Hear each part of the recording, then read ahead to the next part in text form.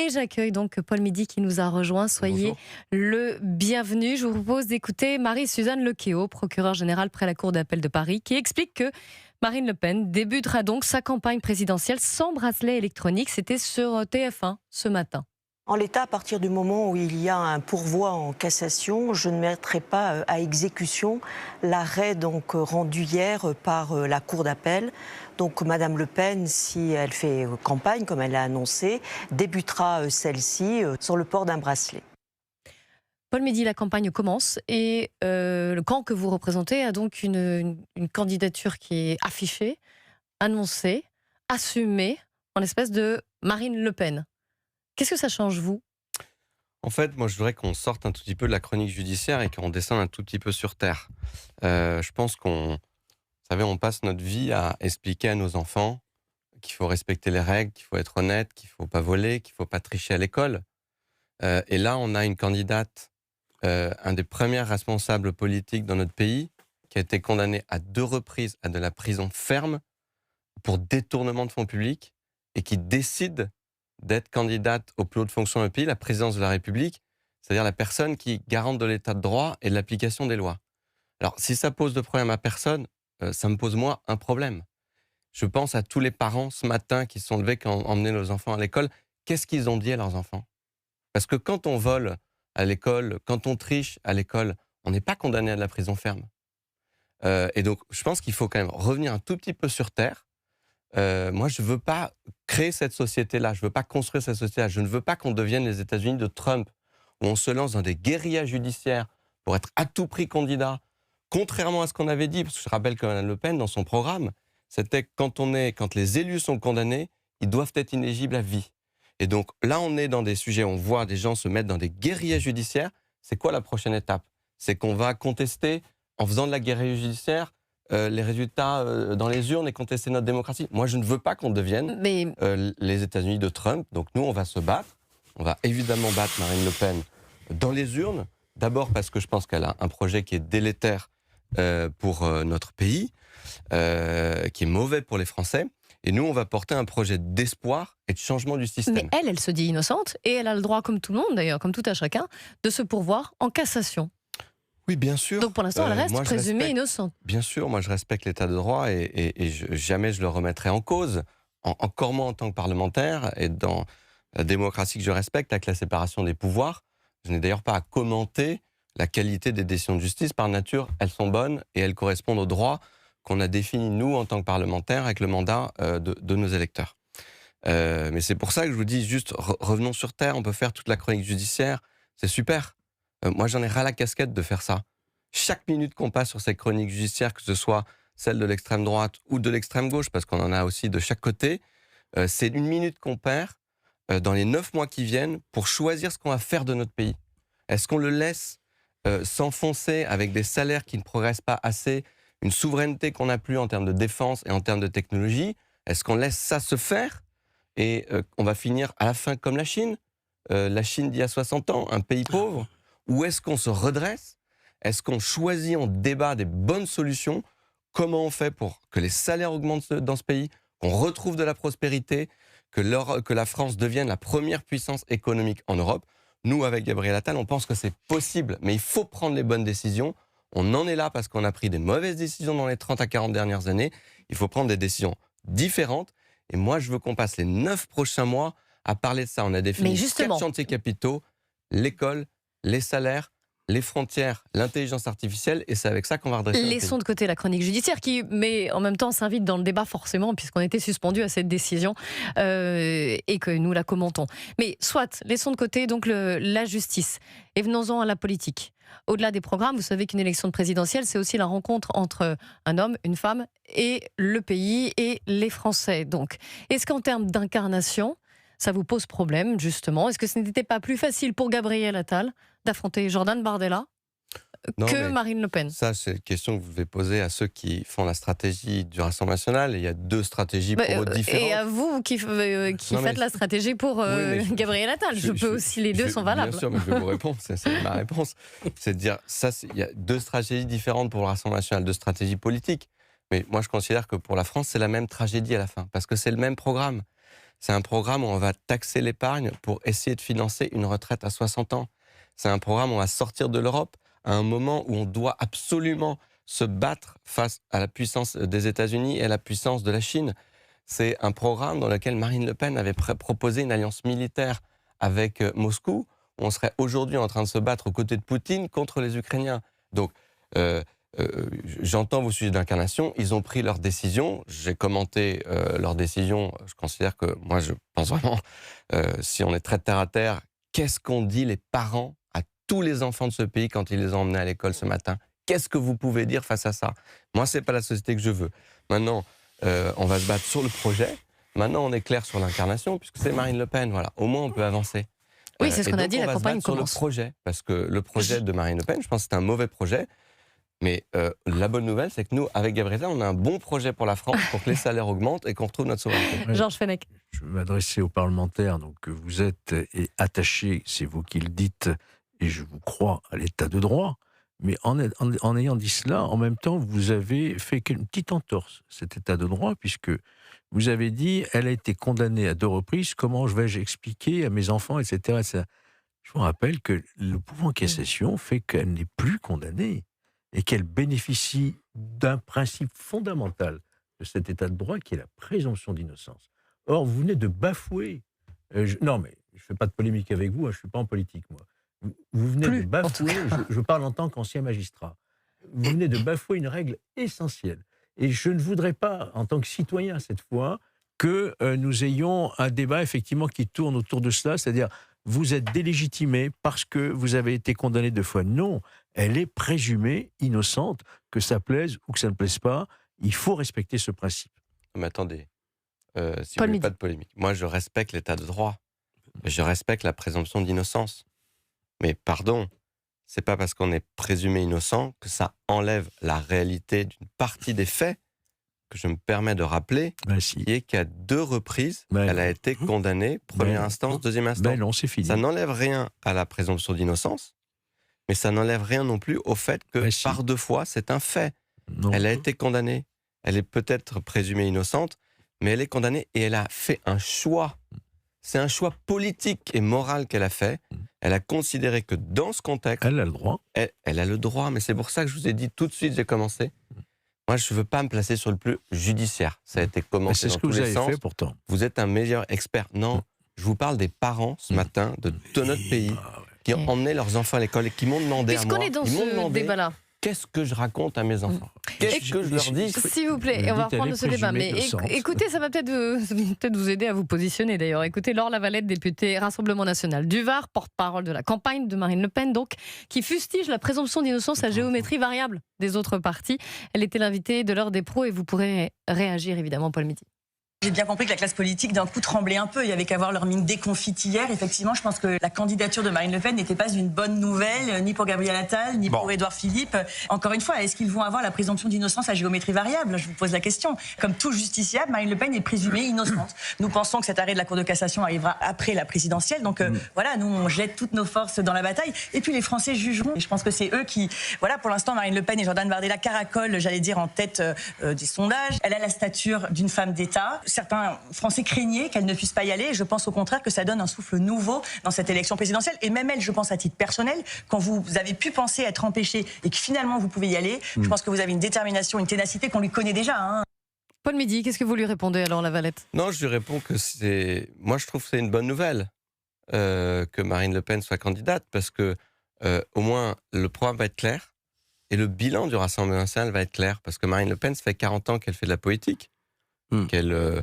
vit d'ailleurs, au crochet de l'État, parce que moi j'ai été plus longtemps entrepreneur que député de la République. Et donc on a le bilan de ce qui se passe dans les... Si je peux me permettre. Mais... Elle a été avocate. Oui, enfin, on a le bilan de ce qu'ont fait les mairies RN et ce qu'elles font. Donc il y a un bilan. Voilà, Marine Le Pen, ça fait longtemps qu'elle est là. On va pouvoir en discuter. C'est quoi les propositions qu'elle avait faites? Qu'est-ce qu'elle a changé? Tous ces changements d'avis, ce qu'elle représente. Et donc c'est une bonne nouvelle. Au moins, ça sera très clair et on va pouvoir se battre projet contre projet. Et puis, ça serait super qu'à un moment, si on peut arrêter de parler de la chronique judiciaire, si on nous permet au lendemain de cette décision, le faire, bien sûr. Mais moi, chaque jour qui passe, compte pour notre pays parce que je considère qu'il y a beaucoup de choses à changer dans notre pays. Je suis sûr qu'il y a une majorité de Français qui le pensent. Le RN et la France Insoumise ont bâti leur succès sur les ruines de notre système économique, politique, institutionnel. Ce système, il faut le changer. C'est ça qu'on porte avec Gabriel Attal. Arnaud Stéphan, puis Gabriel Cluzel. J'aurais presque envie de vous poser une question, monsieur le député.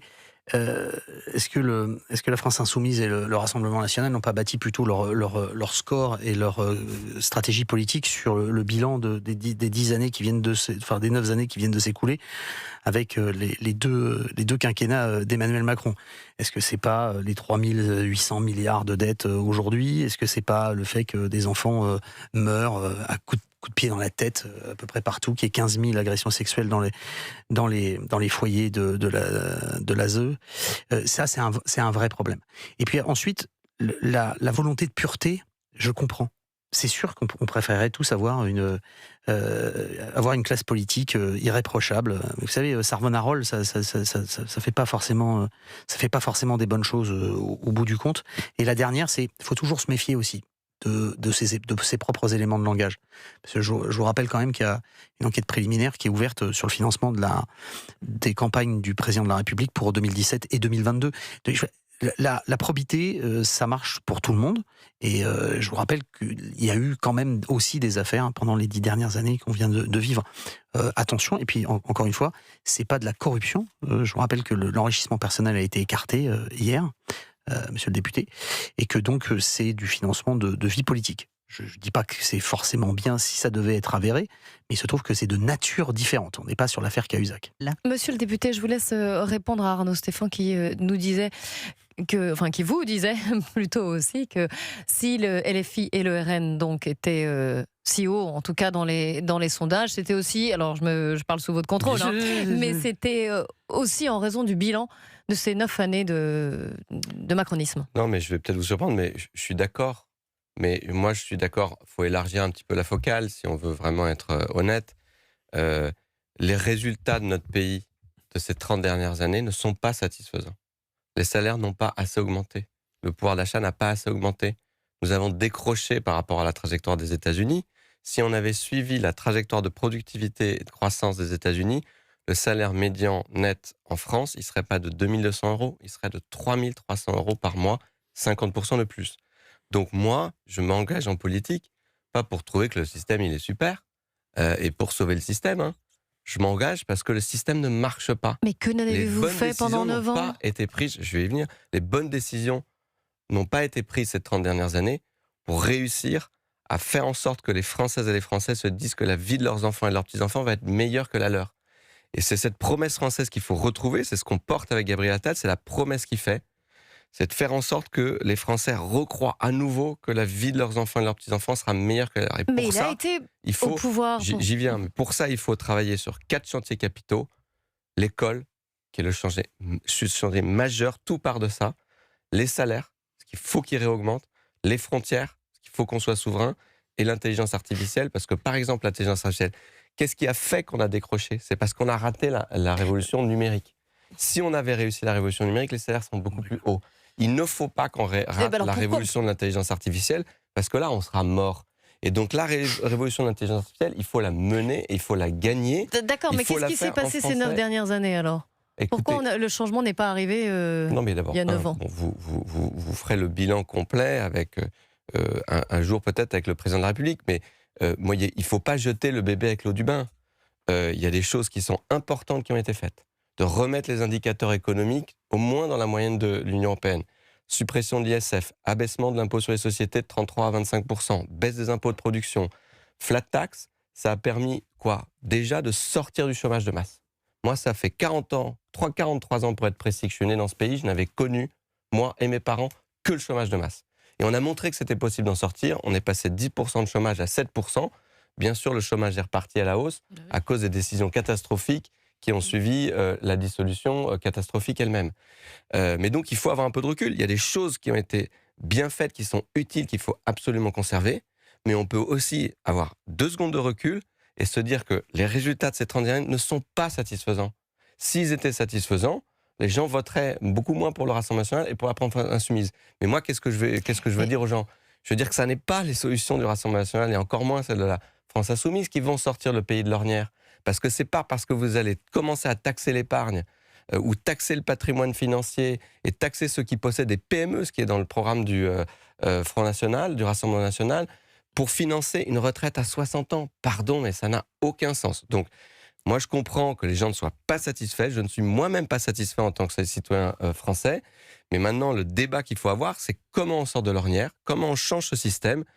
Moi, ce que je sais, c'est que les solutions qui sont proposées à la fois par Marine Le Pen et par Jean-Luc Mélenchon mettront le pays encore plus dans le mur. Mais c'est difficile de dire qu'on veut changer le système alors qu'on a fait partie du système. C'est toujours le... Oui, mais tout le monde fait partie du système. Marine Le Pen fait partie du système beaucoup plus que moi. Il y en a qui sont aux manettes et d'autres qui... Oui, d'accord, mais il y en a qui font de la politique et qui ne sont pas aux manettes et d'autres qui sont aux manettes. Vous me rappelez un petit peu Édouard Philippe qui a dit dimanche « Nous allons prendre le pouvoir », comme s'il n'avait pas le pouvoir depuis une dizaine d'années. Il a été comme Gabriel Attal au gouvernement. Gabriel Attal a dit comme vous que l'éducation c'était la mère des batailles. Moi j'ai un certain nombre d'enfants. En 10 ans j'ai vu l'école mais se détériorer mais d'une façon incroyable. Donc pardon, je ne sais pas si c'est la mère des batailles, mais visiblement elle n'est pas menée. Mais deuxième point... Mais quand Gabriel Attal était... Pardon de vous interrompre. Oui, j'ai retenu les abayas de Gabriel Attal. C'était pas mal, vous me direz. Quand il était ministre de l'Éducation nationale, il a fait l'abaya, c'était quand même important. Décision ferme, appliquée. C'était trop court, bien sûr.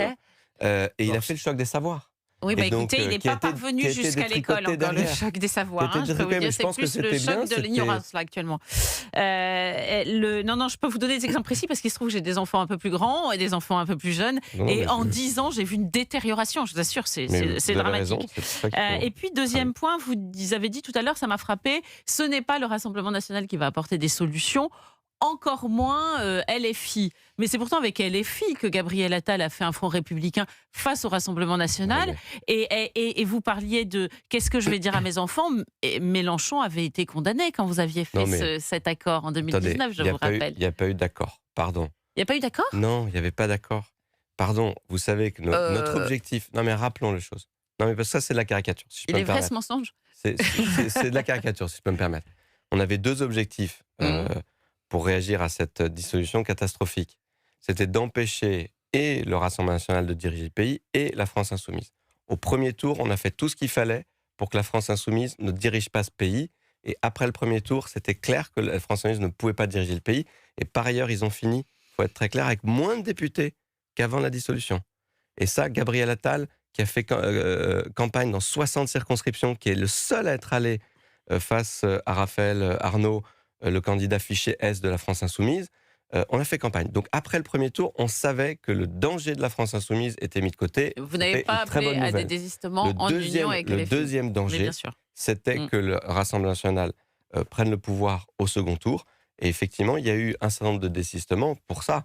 Et donc, in fine... C'était l'école des fans inversés, tout le monde a perdu. In fine, grâce à cette campagne et à cette stratégie, ni le Rassemblement national, ni la France insoumise n'ont pris le pouvoir dans ce pays. Personne d'ailleurs. Ça ne donnait pas une situation fantastique dans l'Assemblée nationale, mais ça a évité deux périls pour notre pays qui, je pense, pour les contre. Je ne sais pas si je vous remercie depuis 2 ans quand même. Mais Marine Le Pen vient de prendre la parole depuis la Flèche où elle est en déplacement avec Jordan Bardella. Écoutez-la.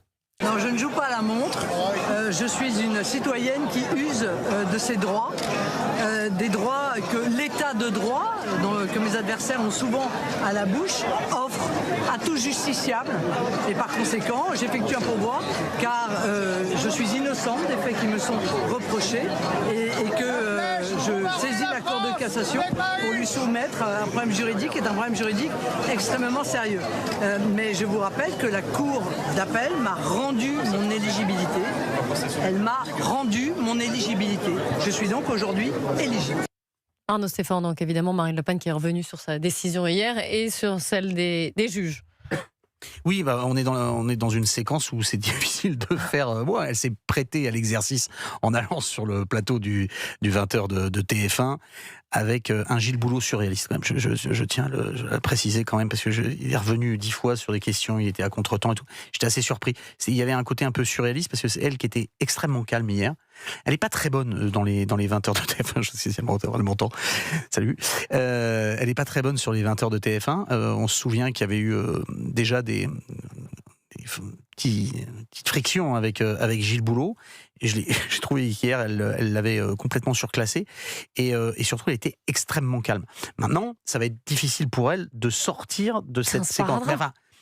Attention, 24 heures, on va se donner un peu de temps, mais il ne faut pas que dans les 48 prochaines heures, ça s'installe.